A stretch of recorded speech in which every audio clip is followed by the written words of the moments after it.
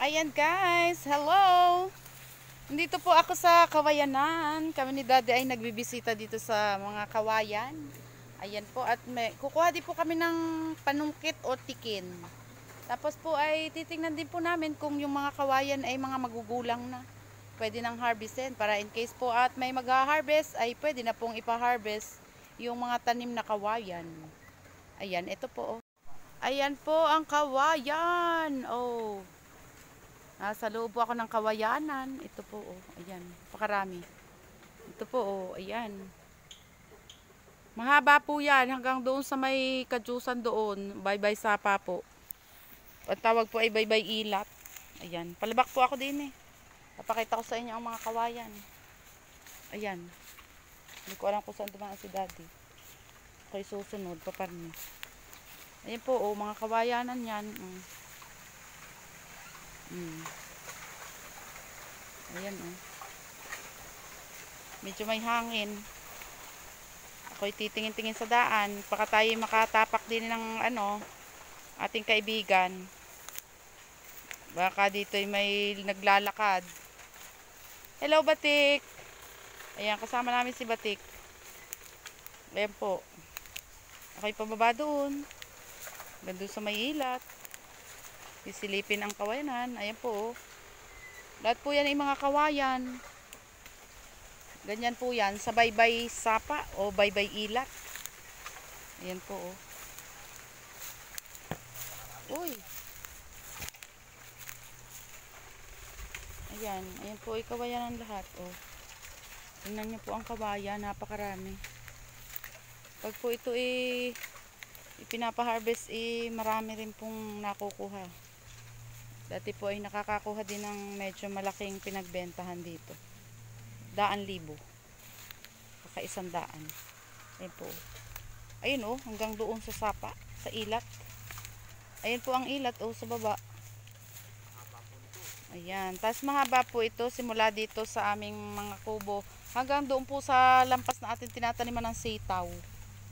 Malayo po yan. Hanggang tabi ng mga sapa po gayan. Ayan. Ito po ay daan dati daw nila papunta doon sa sa ilat. Ayan. Ito po, ayan, daan papunta doon. Kaya po ito ay malinis. Ito po, ayan. Papunta dyan. Nung dati daw po ay may baka pa sila, sabi po ni Daddy. Nung binata pa po siya. Ayan. Papunta doon. Ayan po. Tapos yung kubo daw po nila, malapit lang dito lang. Sa babang ito. Ayan po, oh, ang kawayan, ang dami. Hanggang doon, ayun po, oh, ang baba. Yan po ay hanggang papunta pa doon, malayo. Malawak po itong puro kawayan. Ito po, oh. Ay, sumabit ako. Nasabit sa kawayan. Ayan po, oh. Ang puro kawayan po. Ito. Ari po ay umahon na. Ayan.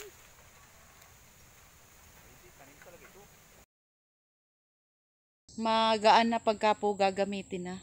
Ayan, medyo mataas din po yan. Ayan. Ayan. Nakatayo po yan diyan sa puno ng kasoy. Hindi pala puno. Sa kasoy. Ang puno ng kasoy medyo malayo. Tabi po ng puno ng kakawate. Ayan po. Malapit po yan dito sa kubo. Eri po ang kubo. Dalawa po yan. Ang isa po ay nandini pa. Ayan. Dito po ang isa. Ito. Ayan po. Ayan. Mas maliit po ito. Ayan po. Oh.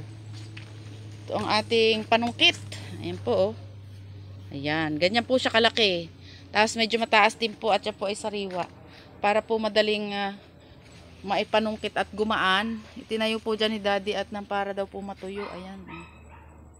Para pag gagamitin na po, pwede po panungkit ng buko. Pwede po panungkit ng ating mga abukado. Pagka po ang ating abukado ay namunga, ayan po ang gagamitin nating panungkit. Ayan. Nakadalawa po ang nakuha namin doon sa pangunguha namin sa kawayanan. Kami po ay naggala doon sa mga loob ng kawayanan.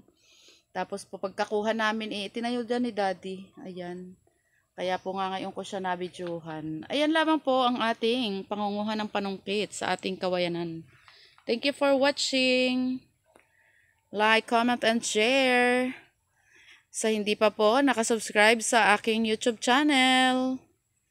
Eden Mix Vlog lang po. Thank you. Bye-bye.